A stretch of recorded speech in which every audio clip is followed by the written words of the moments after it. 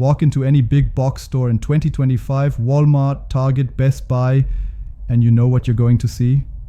Row after row of glowing screens, all on store mode, showing brightly colored demo videos of mountain landscapes and talking animals. It's a light show, a parade, a trap. Because when you're standing there staring at 50 different TVs, all tuned to the same perfect loop, they all look fantastic until you bring one home and realize none of what you saw was real. Not the brightness, not the sharpness, not even the sound sometimes. And here's the twist. Some of these budget brands are counting on that illusion. They know if they can just grab your attention next to the Samsungs and LGs, they might earn that impulse purchase. But don't be fooled. Looks good in store is not the same as works well in real life. Let's keep climbing this list. Number 10, high ends. The risk that's starting to pay off. Look, 5 years ago we wouldn't have believed it either. If you told someone in 2019 that high ends would one day top a list ranking the most consistent best budget TVs on the market, they'd laugh you into a Roku logo. But here we are. And in 2025, high-ends is the surprise MVP. Now, before you slam the comment section yelling, "What about Sony? What about Samsung?" Relax. We're not saying high-ends is better than those brands overall. But if you're talking budget to mid-tier performance without spending your entire stimulus check, high-ends isn't just competing. They're changing the game. Go into any warehouse club right now. You'll see a 65 in high-ends U6N mini LED selling for under $700. And here's what's wild. It doesn't suck, it doesn't crash, it doesn't flash logos at you every time it boots up. It just works. The U8 series in particular, that thing is punching in the same ring as Samsung QLEDs that cost twice as much. Smooth motion, excellent HDR brightness, Dolby Vision support, gamer-friendly, input lag, and an overall build quality that finally doesn't feel like recycled lunch trays. And Google TV. Smooth, fast, no lag, no weird crashes during your movie climax. Listen to this. One long-time viewer wrote to us last week, said, "I replaced my dying LG C1 with a high-ends U8N because I couldn't afford the newer OLEDs. I was ready to feel the downgrade. I didn't. I felt the opposite. Best $800 I've ever spent." That's not a fluke, it's a trend. Yes, high-ends still has some cracks in the armor. Their cheaper models, the A6 and lower tier ULEDs, do cut corners. And customer service, let's call it progressing. But the gap between their flagship mid-range TVs and the traditional giants is shrinking so fast, you can't ignore it. So yeah, while other brands sit on their legacy, Hisense is proving the old saying wrong. You can build trust cheap if you build it right. But that begs the question, what do we do with the old kings? The Samsungs, the LGs, the Sonys, the brands people grew up trusting. Well, spoiler alert. Just because they used to make the best TVs doesn't mean they still do in every category. In fact, in 2025, a lot of them feel like empires, quietly crumbling. Let's shift gears now from our ranked list of 10 brands to a deeper look at how even the most premium names are tripping over their own ambition. Because things aren't the same as they were in 2015. Buying a TV isn't just buying a screen anymore, you're buying an experience. The software that powers it, the speed it responds at, the updates it gets, the privacy settings you never change but probably should have. We're living in a TV economy where good panels are everywhere but good experience. That's rare and ironically. It's some of the biggest names that are spoiling their own reputations with irritating choices. Let's talk about it. Number 9, Toshiba. The apprentice that just can't graduate. You'll see.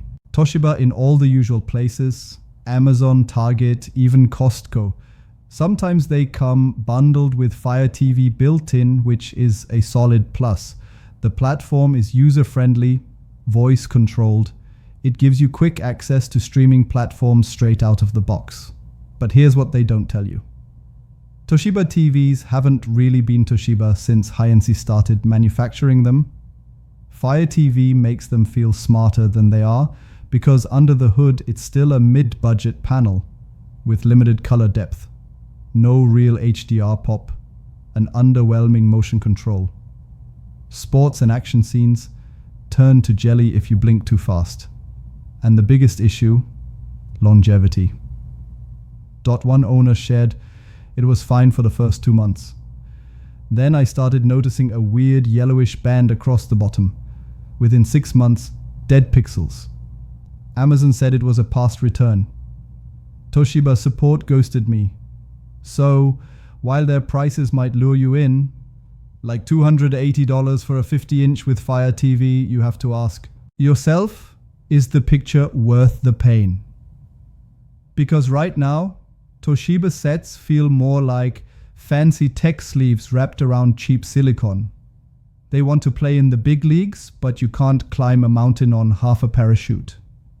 Number 8, Philips. One name, 2 different worlds. The Philips brand might just be the biggest identity crisis in the TV world today. In Europe, Philips TVs are sleek pieces of tech art.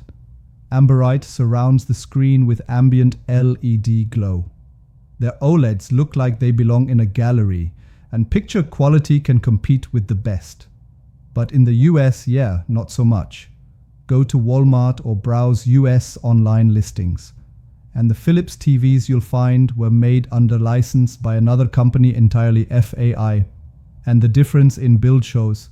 The panels are basic, edge-lit at best. The interface is laggy and ambient. Nowhere to be found in their American models. What you're getting is a name with none of the legacy. One of our subscribers nailed it. I thought I was buying a Ferrari. Got a tricycle with a sticker on it instead. There's nothing horribly wrong with US Philips TVS, but there's also nothing right. Colors are muted. Blacks are grays. The remote feels like it was designed by someone who's never used a remote before. And while Fire TV OS helps again, it's like putting racing tires on a lawnmower. You'll still get there slowly. You just might feel better while it happens. The truth, Philips has potential. Overseas, it's actually living up to the heritage. But walk into any American store in 2025 and all you're seeing is a brand playing its greatest hits with a karaoke machine. Number 7, Vizio. Once a leader, now lost in the update. This one hurts most because Vizio was the underdog we rooted for. Remember just a few years ago, you'd walk into Costco or Sam's Club, see a 65-inch Vizio with killer specs for $250 less than the competition, and it actually delivered. Bright panels, sharp visuals, minimal input lag, enough HDMI ports to make Sony blush. Gamers loved it. Binge watchers too. But then it all changed. Smartcast, their in-house operating system, was supposed to be their big power play, their moment. But in classic tragic hero fashion, it backfired. Owners started noticing sluggish menu performance, random crashes, and worse, ads popping up on their TV home screen. You bought it to watch Netflix, not to be sold insurance again. One user told us, "My Vio was brilliant for 3 months. Then the screen froze on the Hulu logo. I had to unplug it 6 times a day just to restart. It's a $600 screen with the soul of a toaster. Firmware updates often break more features than they fix. Sometimes apps simply disappear post-update. Remote commands lag by several seconds. And to add insult to injury, customer service has gone MIA. Vizio still builds decent panels. That part hasn't changed. But their software side is in crisis. And now every Vizio TV is a gamble. Are you getting a smooth operator or a glitch machine that dies the moment your return window closes? They're not dead, not yet. But they're limping. And buyers in 2025 are not as patient as they used to be. Let's talk about someone who is actually getting it right, because not every brand on this list is falling.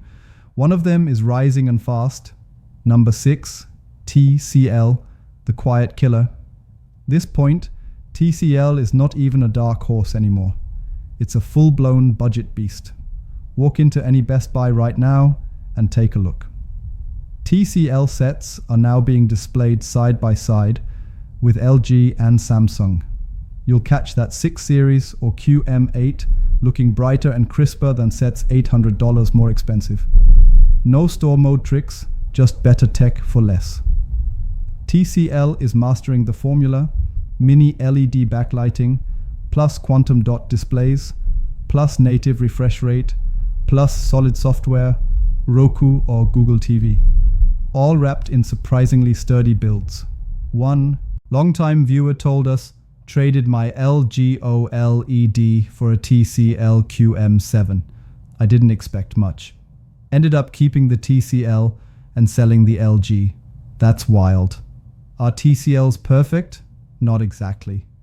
Some models may still suffer from blooming or limited viewing angles, and you do need to cross-reference model numbers carefully. Some older sets lag way behind the newer ones in performance, but here's the key. TCL is trying and improving year after year. While other brands cash in on reputations, TCL is earning one from scratch. It's refreshing and rare. So now the question becomes, who beat TCL? Who earned the number one spot? That moment's coming. But first, let's talk about why this list matters more than ever in 2025. Because we're not just talking about pixels and refresh rates anymore, we're talking about trust. The brands you see in store, online, and in endless ads. They want one thing: your confidence, your choice, your money. And yet, over the past year, we've seen brand after brand forget that reliability isn't optional. That updates should improve, not destroy. That the TV you watch every night shouldn't feel like it's testing you. Which brings us to the one brand that somehow still remembers these things. But let's pause. Number 5, ON. The oops, I guess that counts as a TV brand. You know that feeling when you buy shoes online and they show up feeling like cardboard wrapped in duct tape? That's Walmart's house brand that somehow manages to undercut quality even when you're already scraping the bottom of the bargain bin. Technically they're smart because they run Roku OS, but everything else from the construction to the picture quality feels dumbed down. The biggest issues: laggy performance, over-sharpened picture, and zero durability. We're talking brittle plastic backings that creak when you adjust the angle, and sound that makes you question if the speakers are buried under drywall. One viewer told us, I bought an O and N42 in for the garage. Thought it'd be fine. 4 months later, the HDMI port fell inside the casing. Just disappeared. Now I can poke a flashlight in there and see its soul. The only time you should buy this is if you have zero expectations and just need some screen to play background noise for your dog. It's basically a digital picture frame with commitment issues. Number 4, Westinghouse. Once noble, now just nope. This one stings. The brand used to stand for something, innovation, integrity, solid American engineering. But in 2025, Westinghouse is just a name slapped on parts nobody else wanted. Some of their models run Android TV, some stick with Roku, others use whatever junk OS was left in the clearance software bin. That inconsistency is the first red flag. But the real problem: massive quality control issues. 1 week you get a Westinghouse that works, the next your friend buys the same model and ends up with screen flicker, sound lag, or a smart interface powered by gnomes on break. One user said, and I quote, "It turned on once. That was the best it ever looked. The backlight uniformity is a mess. There's banding. Motion looks like it was filmed underwater. And don't even get us started on the remotes. They're like holding a melted ice cream sandwich. Westinghouse isn't selling TVs anymore. They're selling lottery tickets disguised as rectangles. Number 3, Hitachi. Wait, they still make TVS? Believe it or not, they do. And it's kind of a problem. In 2025, Hitachi TVs are so rare and inconsistent. Buying one is like discovering an off-brand soda in the back of a gas station fridge. You're curious, but you probably shouldn't drink it. Most Hitachi sets available today are built by third-party OEMs with zero transparency. That means no clear support path, barely any firmware updates, and forget getting a replacement if it breaks. Because half the time you can't even track down which company is responsible for that specific model. A reviewer told us it looked good in the box. I hooked it up, watched one movie. By the next day, it was stuck in a boot loop. Customer service told me to wiggle the power cord with intent. Bro, what?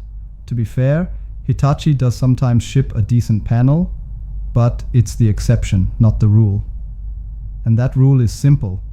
If you don't make TVs anymore, maybe stop pretending you do. Number 2, Scepter screens by Chaos engineers. If ONN is the budget TV incident you can prepare for, Scepter is the one you never see coming. These TVs have no smart features. Let me repeat, no smart TV functionality by default. You got to buy a separate streamer just to watch YouTube or Netflix. You're basically getting a monitor in TV clothing. But okay, maybe you like that. Maybe you want a dumb TV that just shows HDMI input with no fuss. Here's where it unravels. Inputs randomly stop working. Stop. Colors punch you in the eye like neon Skittles. And the built-in speakers. Imagine shaking a Pringles can with loose screws inside. Their 4K is more $4 quality than Ultra HD. And even though they cost less, the return rate is way higher than similar, no-frills options like TCL or Toshiba. One subscriber said, "Bought a Scepter because I didn't need smart features. Ended up needing therapy instead." And hey, shout out to the people who defend them fiercely in the comments. You're a special kind of brave. But for the rest of us, Scepter is for people who want cheap and are okay with chaos. Number 1, Element. Flashes of good in a sea of meh. Elements keep showing up on lists like these for one reason. They just can't seem to get consistent. Some of their newer lines are okay. Decent picture if you're watching in a pitch black room. Acceptable performance if you squint past the lag. Roku OS brings a bit of usability back, but unfortunately that's where the positives stop. Build quality is average at best, downright fragile at worst. You may find uneven backlighting corners that trap heat and a remote that feels like it was made out of budget calculator parts. Apps also load slowly and forget high-end features. There's no real HDR, no local dimming, no solid motion handling. It's just a screen that plays images. Eventually, one viewer warned us, "The Element TV lasted longer than my last relationship." That sounds nice until you realize my relationship also sucked. Element is that friend who shows up to your party with dollar store chips and eats all the good snacks you bought. We're halfway there and things are finally about to pick up. Because while the bottom half of this list dragged us through the shadows of the budget world, the top 5 are where things get competitive. These next few brands actually try. Some almost get it right.